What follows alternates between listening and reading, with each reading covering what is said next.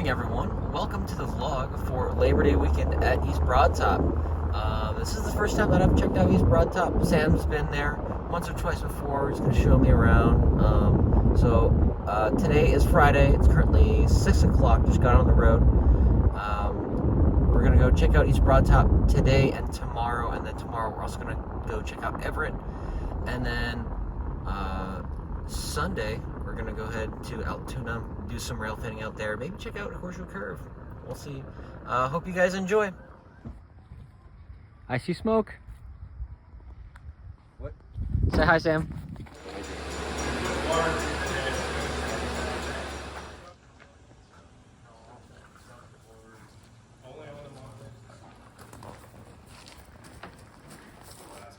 Modification to it was in 1917 when they bumped the back out here, basically from that post back to accommodate the larger engine. Is there any interest in the desire to have any of them rebuilt? Our cars? I'm not sure who owns them, but the city. Talking about in Mount Union?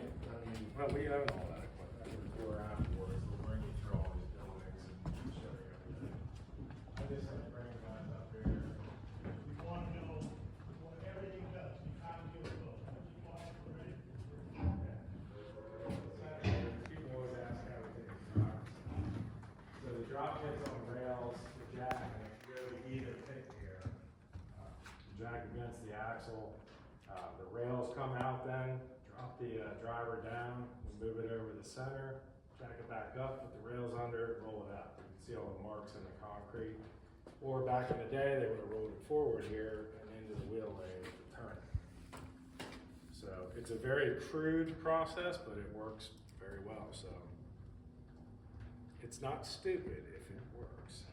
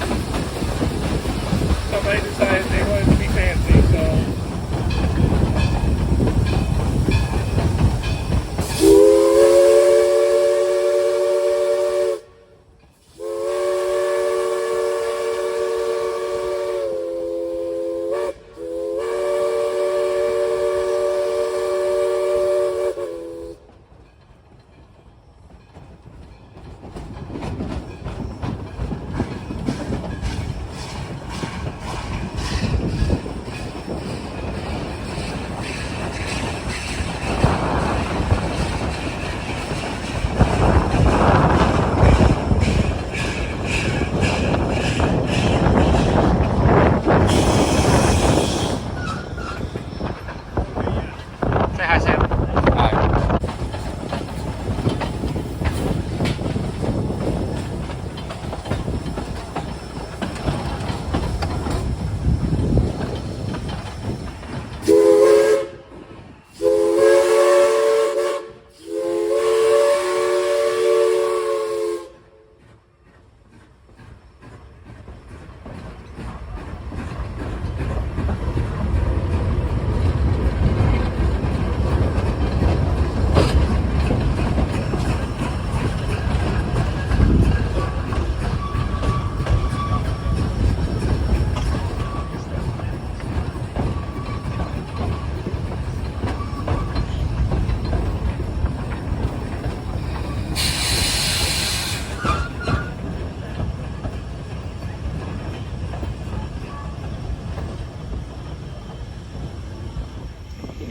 You know it.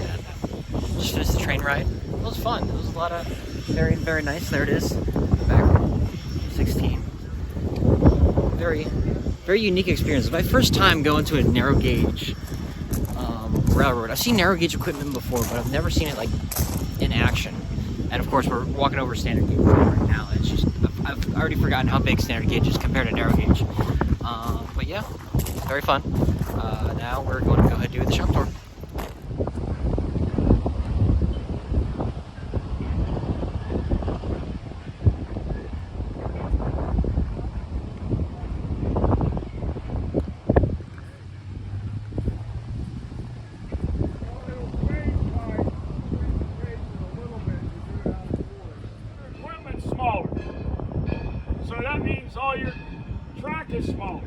That means the real estate you gotta buy is less. That means you can have steeper grades and sharper curves. All in all, a big money savings. The disadvantage, whatever you're shipping, you gotta move from your cars to their cars because your cars aren't gonna fit on their railroad. Well, that was not exactly the disadvantage. So, the way they went. Started from 11 miles north here in town, because Pennsylvania Railroad ran. So that's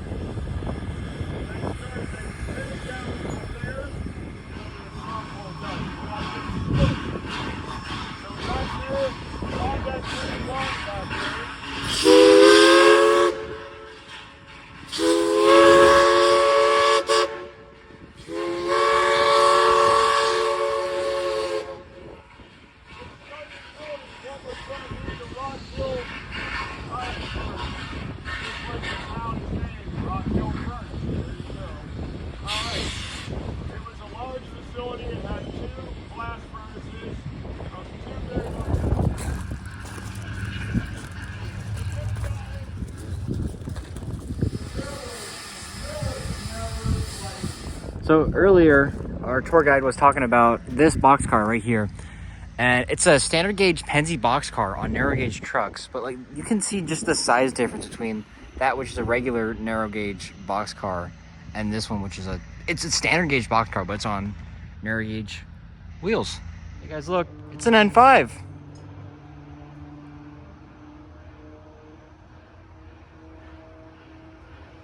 So just up there is the station with the train for East Broadtop, and right next door is the Trolley Museum. We've got some pretty neat trolleys chilling over here.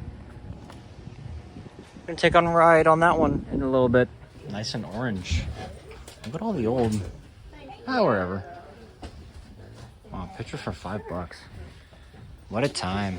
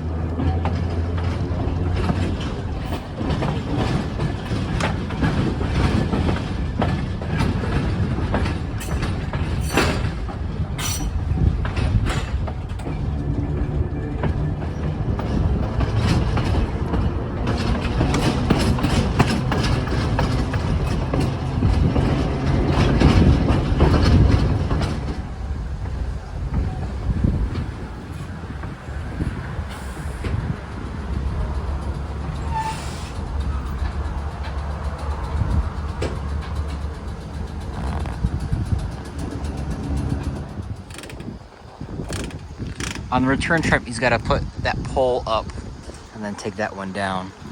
So the toughest part is remembering for each car which side is the hook on. Because some of our cars, the hook faces one direction, some of the cars, the hook faces the other direction. You get confused.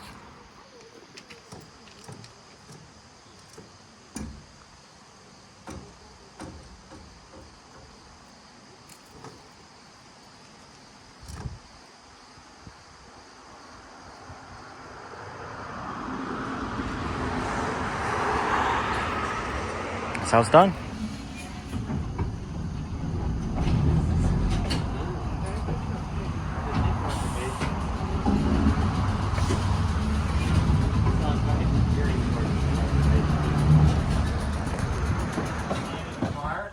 You will see orange water trickling out of the hillside. That's because the opening of one of the iron lines is 20-25 feet back in the brush there. Got over on that side of the car. I can't do left and right yet. You know, you'd think at 67 I'd have figured it out. That side of the car, that is furnace slag. So that is the waste that's left over from the iron making process. What you've got is iron ore, which is the rock that has the iron in it. You've got whatever your heat source is, in our case coke, and then you layer those and then limestone on top from the quarry right past the end of the line out here. Heat that all up to 2700 degrees. And the limestone, the iron is going to melt out of the rock. That's going to pool at the bottom because it's heaviest. And then the limestone is going to glom onto everything else and become furnace slag. Yeah. Oh, thank you. So this is this brick structure here is what's left of the 1876 Rock Hill Iron Furnace. So there were earlier furnaces over on the other side of the creek starting in the 1780s. They were much smaller than this. They used charcoal as their fuel, and to make that charcoal, you could go through up to an acre of wood per furnace per day, right? Because you are having to heat the rock that has the iron in it up to 2700 degrees to melt the iron out. So you go through a whole bunch of trees real quick. So you get to the 1850s, and guys who own iron land, because it's a really good quality of iron ore around here, get together with guys who own coal land up on the Broadtop mountain. They start planning this big new furnace complex, and they build these Broadtop Railroad to serve it. This is what the railroad is doing here in the first place.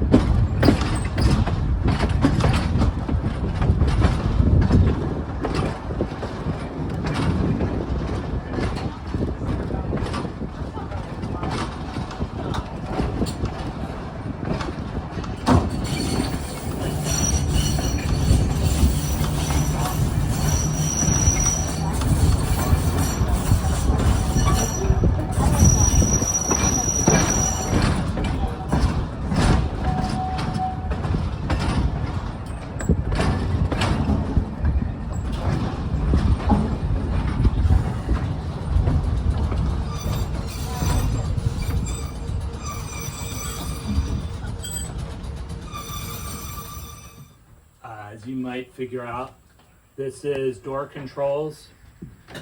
This is forward, neutral, reverse.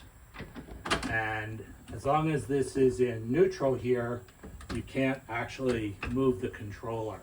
So this controller handle is connected to a whole bunch of fingers down here that connect electricity coming through the pole overhead down to the motors. And if you get up close here, you can see that there are 1, 2, 3, 4 points on the controller over on this side, and there's 3 more points on the controller over this side. The way this works is you take the first point here, 75% of the electricity is going to resistors under the car, and 25% is going to the motors. So that's going to burn off as heat. You take the second point, 50% is going to the motors and 50% to the resistors. Third point, 25% to the resistors, 75% to the motors. Fourth point, 100% to the motors. Does that make sense? So that's, it's not like a gasoline car where you're controlling how much gas is. You've got a fixed amount of electricity and it has to either go to the motors or to the resistors. On this side, these first 4 points, the 2 motors are sharing 1 electric feed. When you go around up to these other 3 points, each motor is getting a separate electric feed. So this is called running in series over here and in parallel over there. So these are your high-speed notches. We're not supposed to use them here because it's only 1.5 miles. You don't really need to get there fast. It's a short enough ride as it is. And also, you know, no point trying to derail the car if you don't have to. So with the top speed, could this get up to then? So this car would originally probably have had 4 motors. It's only got 2 now. Okay. I'm gonna guess the top speed back in the day would have been 40, 45. That's pretty downhill, good. tailwind. You can get, we normally run 15 to 17, feels kind of fast around here. You can get up to, I've seen up to like 20, 22, something like that.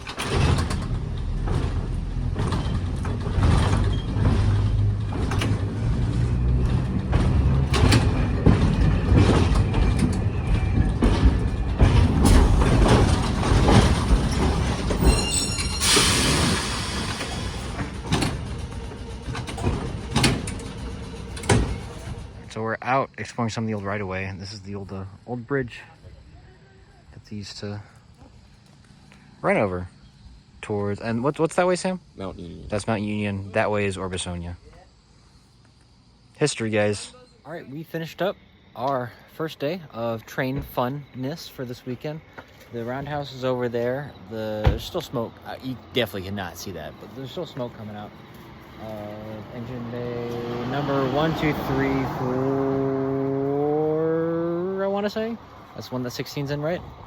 And bay number 4. Yes. Whatever bay 16's Yes, in. 4. Yeah.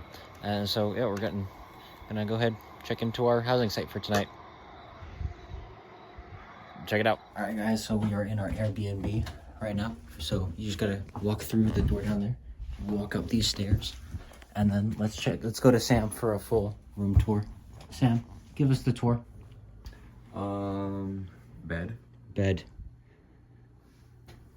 Bed with EBT books. Ooh, EBT books. EBT. And bathroom.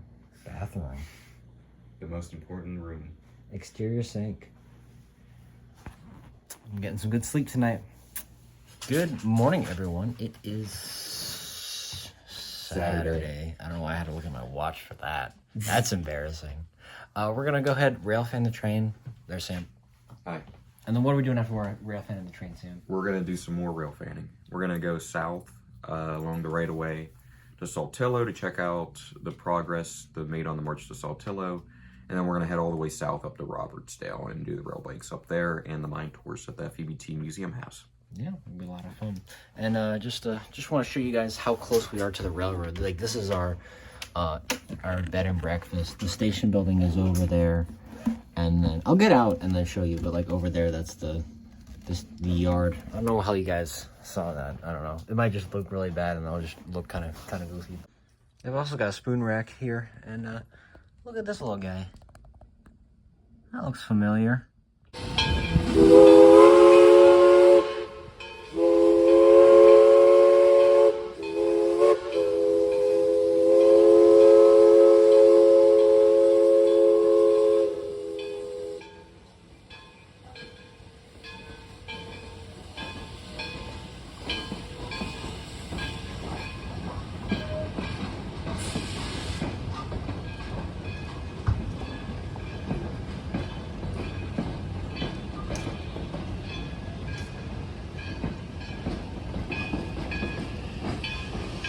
Better view. This is where we stayed. That's the roundhouse. That's the station. Pretty good spot to stay the night.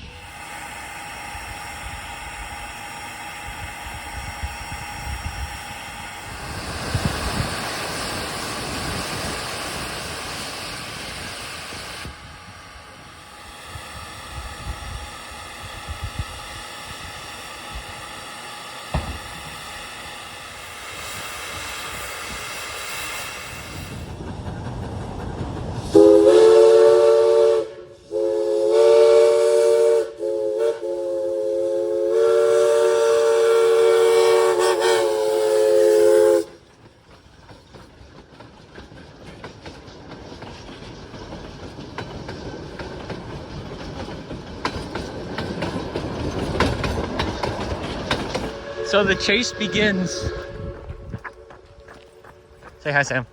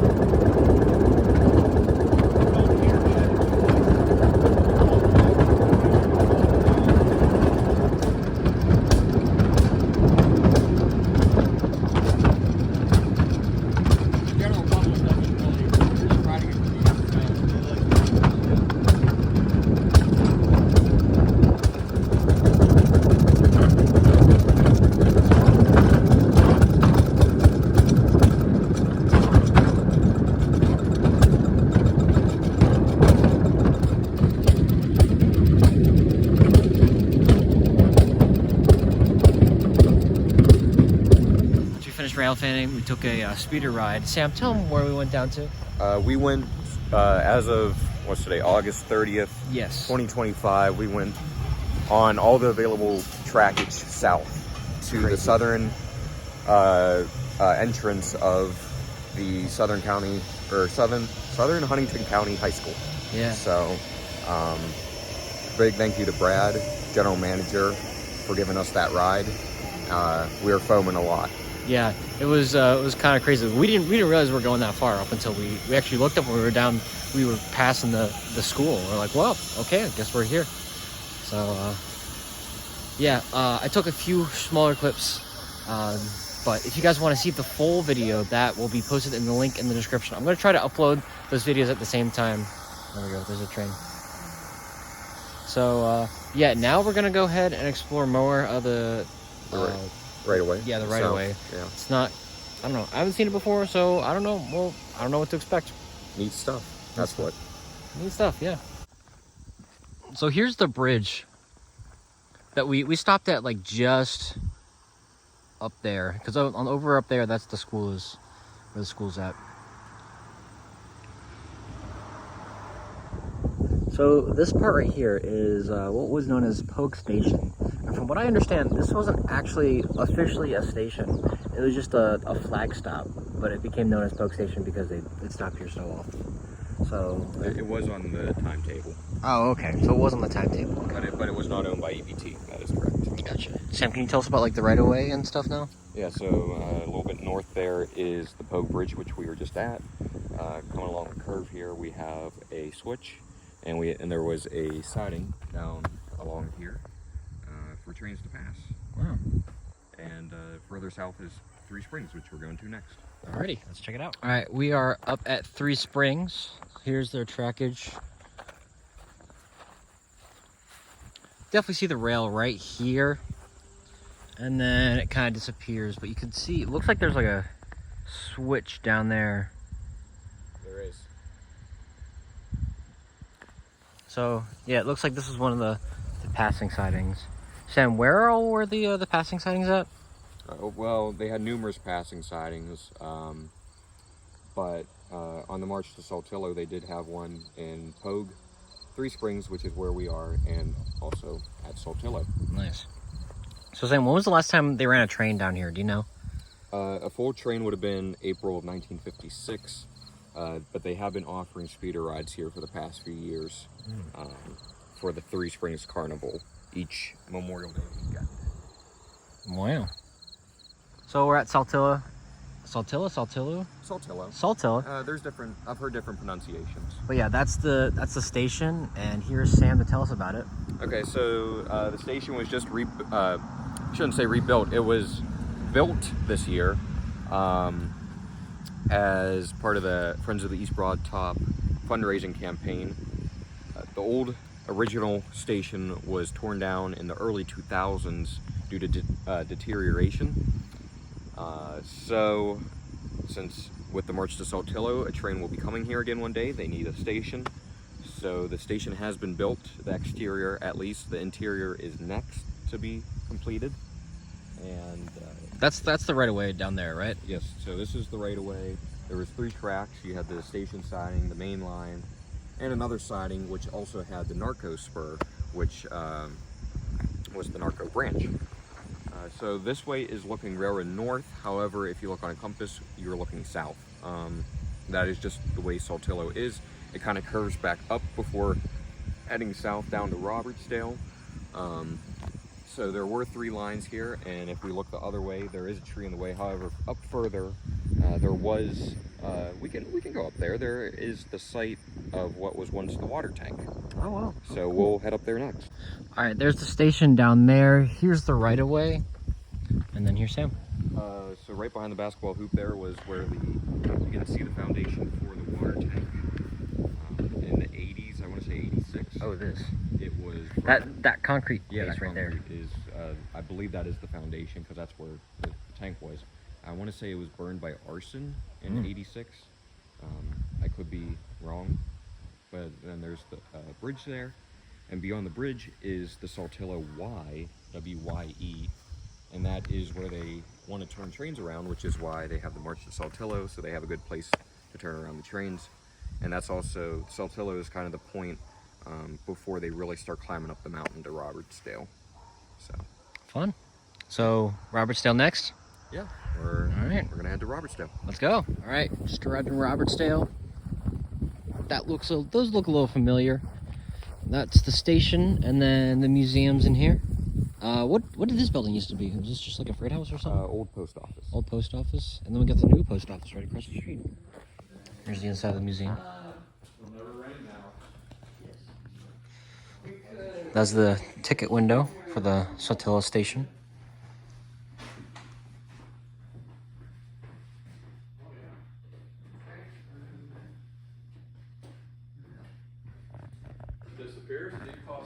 Some other artifacts for EBT.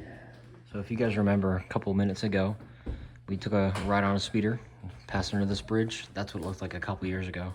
It's crazy how much work's been done since then. What is this, Sam? Tell us about it. It's a model of number 59. Wow. Better do the bike train ride. Going that way. We're not here 3 years ago. We brought them up from the yard down at the Rockville Furnace. On the left is the side of the engine house. See two tracks, two sides.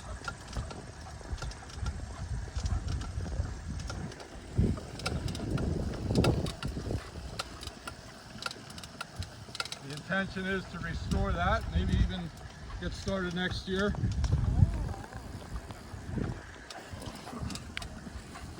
Tipple, where they dumped coal from out of the hill back there. That was mine number one. Pay no attention to this little block building. That's a 1970 built water company facility. I hope to see it all the way here one day.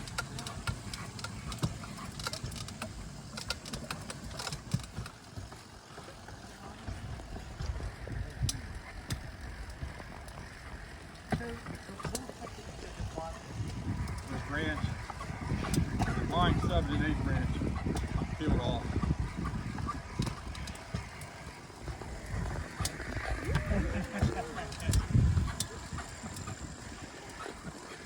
There it is.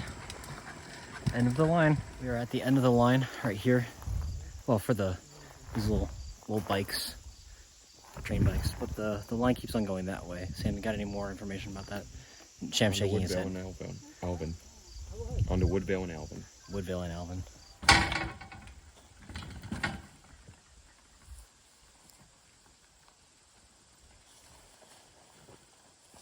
It's in a hurry to turn around.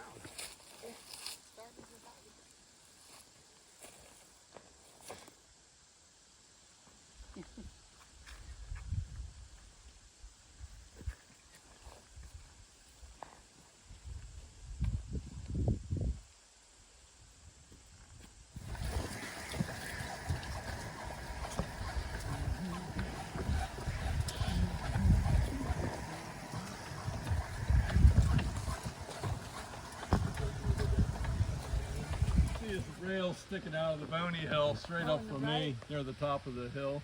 Oh, okay. And there's a couple more that are just stubs sticking out a couple inches on the right. But I guess they just didn't pull up all the tracks when they were done dumping over there.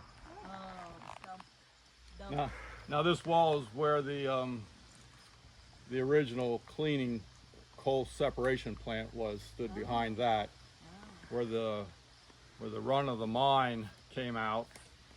Good coal mixed with bad rock they called bony, worthless stuff.